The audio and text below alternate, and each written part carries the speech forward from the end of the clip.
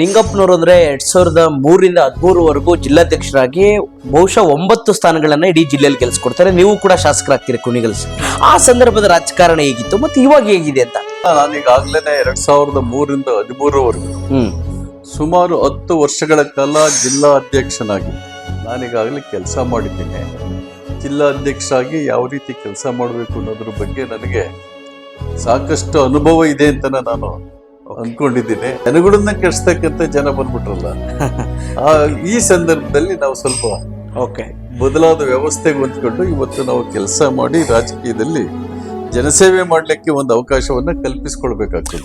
ಬಹುಶಃ ನೀವು 2004ರಲ್ಲಿ ಶಾಸಕರಾಗ್ತೀರಾ ಕುಣಿಗಲ್ ವಿಧಾನಸಭಾ ಕ್ಷೇತ್ರದಿಂದ. ಅವಾಗ ನೀವು ಎಷ್ಟು ಹಣ ಖರ್ಚು ಮಾಡಿದ್ರಿ ಶಾಸಕರಾಗ್ಲಿಕ್ಕೆ? ಸರ್, ನಾನು ನನ್ನ ಕೈಯಿಂದ 10 ರೂಪಾಯಿ ಖರ್ಚು ಮಾಡ್ಲಿಲ್ಲ. ನನಗೆ ಯಾಕೆ ಅಂತ ಅಂದ್ರೆ ನಾನು ಸೋತಿದ್ದೆ. ಜನ ಬಹಳಷ್ಟು ನನ್ನ ಬಗ್ಗೆ ಸಹಾನುಭೂತಿ ಇಟ್ಕೊಂಡು, ಬಹುಶಃ ಅದೇ ನನಗೆ ಮಾರ್ಗವಾಯ್ತೇನೋ ಅಂತ ನನಗನ್ಸ್ತದೆ, ಇಟ್ಕೊಂಡು ಅವರವರೇ ಖರ್ಚು ಮಾಡಿದ್ರು.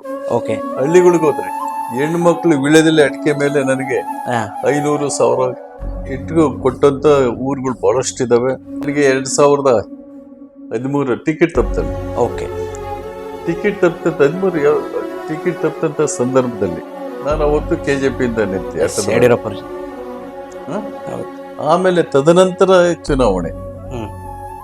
ಚುನಾವಣೆಯಲ್ಲಿ ಯಾವುದೋ ದೇವೇಗೌಡರು ಮತ್ತು ಕುಮಾರಸ್ವಾಮಿ ಅವರ ಒಂದು ಆದೇಶ ಅಂತಲೇ ನಾನು ತಿಳ್ಕೊತೀನಿ. ಅವರು ನನಗೆ ದೊಡ್ಡವರು. ಮತ್ತೆ ಪಕ್ಷಕ್ಕೆ ಸೇರ್ಪಡೆಯಾಗಿ ಅವರ ಮೇಲೆ ಇದ್ದಂತ ಒಂದು ಪ್ರೀತಿ, ಒಂದು ಅಭಿಮಾನ ನನ್ನನ್ನು ಮತ್ತೆ ಜನತಾದಳಕ್ಕೆ ಕರೆದಿತ್ತು. ಅವತ್ತಿನ ದಿವಸ ಯಾರು ನನಗೆ ಟಿಕೆಟ್ ತಪ್ಪಿಸಿ ನನ್ನನ್ನು ರಾಜಕೀಯವಾಗಿ ಬೀದಿಗೆ ತಳ್ಳಿದ್ರು ಅಂತವ್ರಿಗೆ ಬಂದು ನಾನು ಕೆಲಸ ಮಾಡಿದೆ. ದೇವೇಗೌಡರು ಕುಮಾರಸ್ವಾಮಿ ಅವರ ಒಂದು ಮೇಲಿನ ಅಭಿಮಾನಕ್ಕೆ ಅವರ ಒಂದು ಏನು ನನಗೆ ಒಂದು ಆಹ್ವಾನ ಕೊಟ್ಟರು, ಅದನ್ನ ಸ್ವೀಕರಿಸಿ ನನ್ನ ಪಕ್ಷಕ್ಕೆ ಸೇರ್ಪಡೆಗೊಂಡು ನಾನು ಅವರಿಗೆ ಕೆಲಸ ಮಾಡಿದ್ದೀನಿ, ಅದು ಪ್ರಾಮಾಣಿಕವಾಗಿ. ನಮಸ್ಕಾರ. ಮತ್ತೆ ತುಮಕೂರು ಜಿಲ್ಲೆಗೆ ಹಳೆ ದಳಪತಿ ಅಧ್ಯಕ್ಷ ಸ್ಥಾನವನ್ನ ಗಿಟ್ಟಿಸಿಕೊಂಡಿರ್ತಕ್ಕಂಥದ್ದು. ಇವತ್ತು ತುಮಕೂರು ಜಿಲ್ಲಾಧ್ಯಕ್ಷರಾಗಿ ಮಾಜಿ ಶಾಸಕರು ಎಚ್ ನಿಂಗಪ್ಪನವರು ಮತ್ತೆ ಜಿಲ್ಲಾಧ್ಯಕ್ಷರಾಗಿ ಆಯ್ಕೆಯಾಗಿ ಇಡೀ ತುಮಕೂರು ಒಂದು JDSಗೆ ಒಂದು ಶಕ್ತಿಯಾಗಿ ಇವತ್ತು ಹೊರಹೊಮ್ಮಿರ್ತಕ್ಕಂಥದ್ದು. ಇವತ್ತು ನಮ್ಮ ಜೊತೆ ಎಚ್ ನಿಂಗಪ್ಪನವರು ನಮ್ಮ ಜೊತೆ ಇವತ್ತಿದ್ದಾರೆ.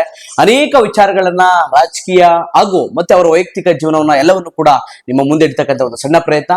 ನಾನು ನಿಮ್ಮ ಚಿತ್ರ ಕುಮಾರ್. ನಮಸ್ಕಾರ. ಚೆನ್ನಾಗಿದ್ದೀರಾ ಅಣ್ಣ? ಚೆನ್ನಾಗಿದ್ದೀನಿ. ಬಹುಶಃ ಮತ್ತೆ JDS ಜಿಲ್ಲಾಧ್ಯಕ್ಷರಾಗಿ ಆಯ್ಕೆ ಆಗಿದ್ದೀರಾ. ಬಹುಶಃ ಇವತ್ತು JDS ಪಕ್ಷಕ್ಕೆ ಒಂದು ರೀತಿ ಆನೆ ಬಲ ಬಂದಂಗಾಗಿದೆ. ಏನ್ ಅನಿಸ್ತದೆ ಮೊದಲನೇದಾಗಿ?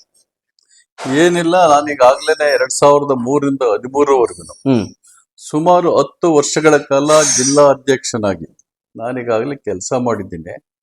ಜಿಲ್ಲಾ ಅಧ್ಯಕ್ಷರಾಗಿ ಯಾವ ರೀತಿ ಕೆಲಸ ಮಾಡಬೇಕು ಅನ್ನೋದ್ರ ಬಗ್ಗೆ ನನಗೆ ಸಾಕಷ್ಟು ಅನುಭವ ಇದೆ ಅಂತ ನಾನು ಅಂದ್ಕೊಂಡಿದ್ದೀನಿ.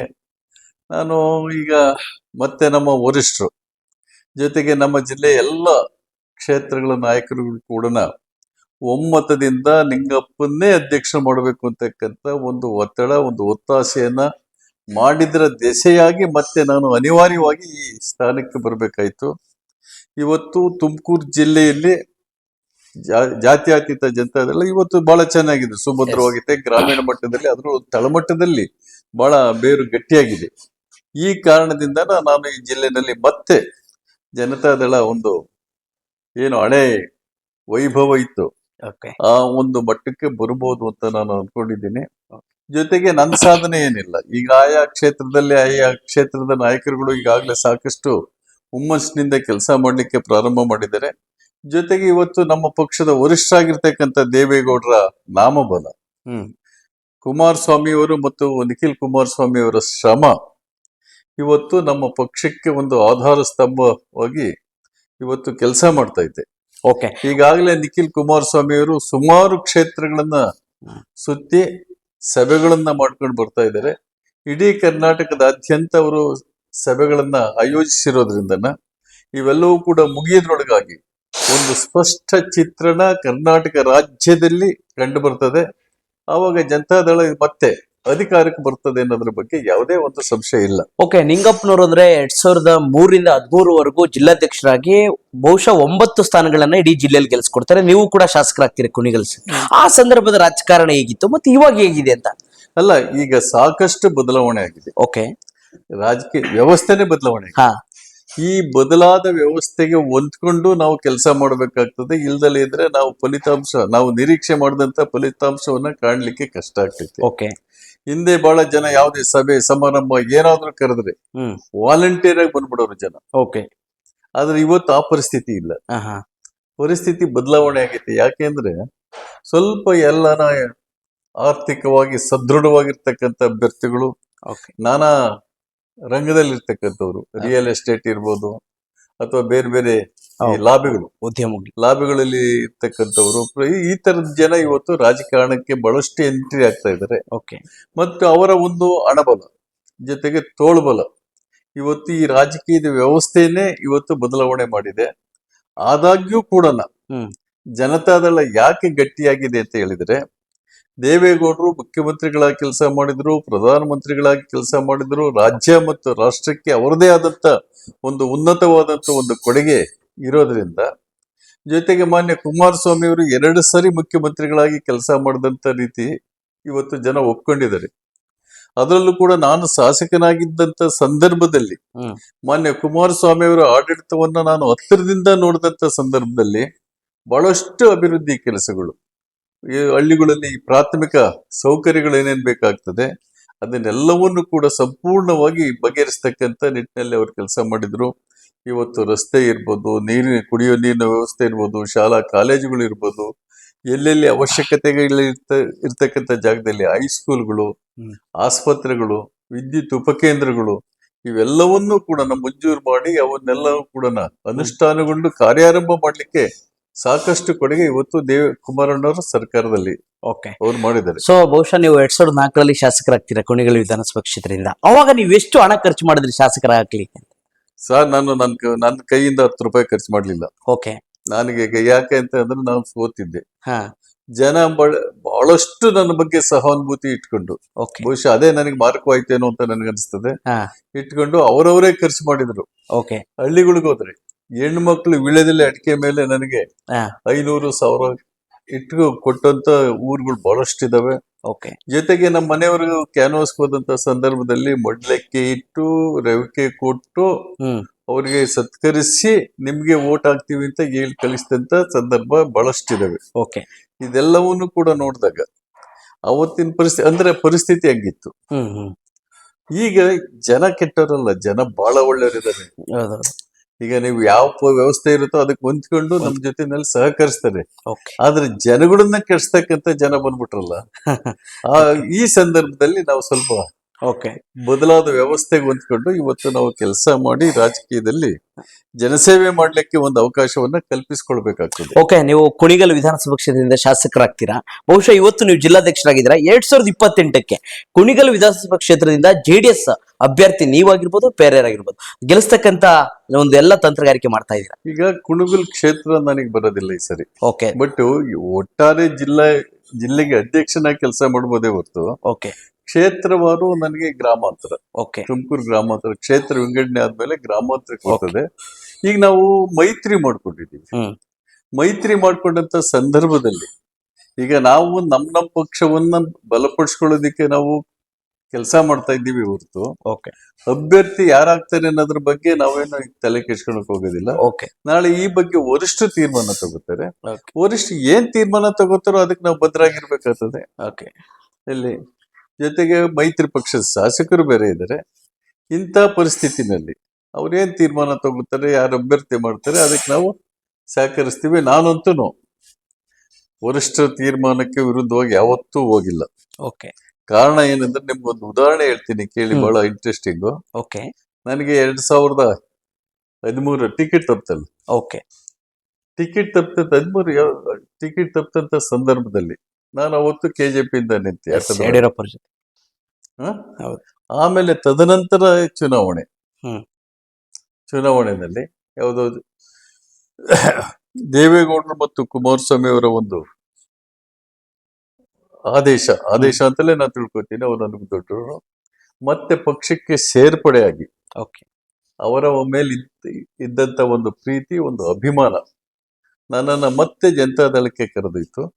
ಅವತ್ತಿನ ದಿವಸ ಯಾರು ನನಗೆ ಟಿಕೆಟ್ ತಪ್ಪಿಸಿ ನನ್ನನ್ನು ರಾಜಕೀಯವಾಗಿ ಬೀದಿಗೆ ತಳ್ಳಿದ್ರು, ಅಂತವ್ರಿಗೆ ಬಂದು ನಾನು ಕೆಲಸ ಮಾಡಿದೆ. ಹ್ಮ್. ದೇವೇಗೌಡರು ಕುಮಾರಸ್ವಾಮಿ ಅವರ ಓಕೆ. ಒಂದು ಮೇಲಿನ ಅಭಿಮಾನಕ್ಕೆ ಅವರ ಒಂದು ಏನು ನನಗೆ ಒಂದು ಆಹ್ವಾನ ಕೊಟ್ಟರು, ಅದನ್ನ ಸ್ವೀಕರಿಸಿ ನನ್ನ ಪಕ್ಷಕ್ಕೆ ಸೇರ್ಪಡೆಗೊಂಡು ನಾನು ಅವರಿಗೆ ಕೆಲಸ ಮಾಡಿದ್ದೀನಿ, ಅದು ಪ್ರಾಮಾಣಿಕವಾಗಿ. ಓಕೆ. ಒಟ್ಟಿಗೆ ಪಕ್ಷ ಅಂದ್ರೆ ನಿಷ್ಠೆ ಅಂದ್ರೆ ಏನು ಕೇಳಿದೆ ಅಂದ್ರೆ, ವರಿಷ್ಠರ ತೀರ್ಮಾನ, ವರಿಷ್ಠರ ಅಭಿಪ್ರಾಯಕ್ಕೆ ನಾನು ಸಾಕಷ್ಟು ಮನ್ನಣೆ ಕೊಡ್ತೀನಿ ಅನ್ನೋದಕ್ಕೆ ಅದೊಂದು ನಿದರ್ಶನ ಅನ್ನೋ ಕಾರಣಕ್ಕೆ ನಾನು ಇವತ್ತು ಹೇಳಿದೆ. ಓಕೆ. ಒಟ್ಟಾರೆ ಪಕ್ಷ ನಿಷ್ಠೆಗೆ ಪ್ರಾಮಾಣಿಕವಾಗಿ ದುಡಿಯೋರಂದ್ರೆ ನಿಂಗಪ್ಪನವರು ಅಂತ. ಅದು ನಂಗೆ ಗೊತ್ತಿಲ್ಲ, ಬಟ್ ದುಡಿತೀನಿ. ಓಕೆ. ಅದು ಜನ ಹೇಳ್ಬೇಕು, ಹಾ. ನೀವ್ ಹೇಳ್ಬೇಕು. ನಾನು ಹೆಂಗ್ ಕೆಲಸ ಮಾಡ್ತೀನಿ, ಎಷ್ಟು ಪ್ರಾಮಾಣಿಕವಾಗಿ ಮಾಡ್ತೀನಿ, ಏನ್ ಮಾಡ್ತೀನಿ ಅನ್ನೋದ್ರ ಬಗ್ಗೆ ನಾನು ಕೊಚ್ಕೊಳಕ್ ಹೋಗಲ್ಲ. ಓಕೆ. ಜನ ತೀರ್ಮಾನ ಮಾಡ್ಬೇಕು. ಓಕೆ. ಒಂದ್ ಕಡೆ ಈ ದೇಶ ಕಂಡಂತಹ ಮಾಜಿ ಪ್ರಧಾನಿ ದೇವೇಗೌಡರ ಜೊತೆ ಒಡನಾಟ ಇದೆ, ಕುಮಾರಸ್ವಾಮಿ ಅವ್ರ ಜೊತೆ ಒಡನಾಟ ಇದೆ, ಈ ರಾಜ್ಯ ಕಂಡಂತಹ ಮಾಜಿ ಮುಖ್ಯಮಂತ್ರಿ ಯಡಿಯೂರಪ್ಪನವ್ರ ಜೊತೆ ನೀವು ಹೋರಾಟ ಮಾಡಿದ್ದೀರಾ. ಒಟ್ಟಾರೆ ಎಲ್ಲ ಪಕ್ಷದ ರಾಜಕಾರಣಿಗಳೆಲ್ಲ ನೀವು ನಿಂಗಪ್ಪನವ್ರ ಹತ್ರದಿಂದ ನೋಡಿರೋ ಕಾರಣ ಮುಂದೆ ಬರ್ತಕ್ಕಂಥ ಸ್ಥಳೀಯ ಚುನಾವಣೆಗಳು ಮತ್ತೆ ಸಾರ್ವತ್ರಿಕ ಚುನಾವಣೆಯಲ್ಲಿ ನಿಂಗಪ್ಪನವರ ಒಂದು ಬಲ ಜೆಡಿಎಸ್ಗೆ ಎಷ್ಟು ವರ್ಚಸ್ಸು ತಂದು ಕೊಡುತ್ತೆ ಅಂತ. ಅಲ್ಲ, ನಾನ್ ಕೆಲಸ ಮಾಡ್ತೀನಿ. ಓಕೆ. ನನ್ನ ವರ್ಚಸ್ಸು ಇಷ್ಟು ಬಲ ಕೊಡ್ತದೆ, ಅಷ್ಟು ಬಲ ಕೊಡ್ತದೆ ಅಂತ ನಾನು ಕೊಚ್ಕೊಳಕ್ ಹೋಗಲ್ಲ. ಓಕೆ. ಬಟ್ ಸಾಕಷ್ಟು ಕೆಲಸ ಮಾಡ್ತೀನಿ. ಆಮೇಲೆ ಸ್ಥಳೀಯ ಸಂಸ್ಥೆಗಳಲ್ಲಿ ನಾನು ಸಾಕಷ್ಟು ಶ್ರಮ ವಹಿಸಿ ಕೆಲಸ ಮಾಡಿ ನಮ್ಮ ಅಭ್ಯರ್ಥಿಗಳನ್ನ ಗೆಲುವಿಗೆ ಹ್ಮ್. ಶ್ರಮವಹಿಸ್ತೀನಿ ಅಂತ ಮಾತಾಡ್ತೀನಿ ಹೊರತು, ನಿಮ್ಗೆ ಹಿಂದೆ ನಾನು ಅಸೆಂಬ್ಲಿ ನಿಲ್ತಿದ್ದೆ, ಓಕೆ. ಸೋಲ್ತಿದ್ದೆ.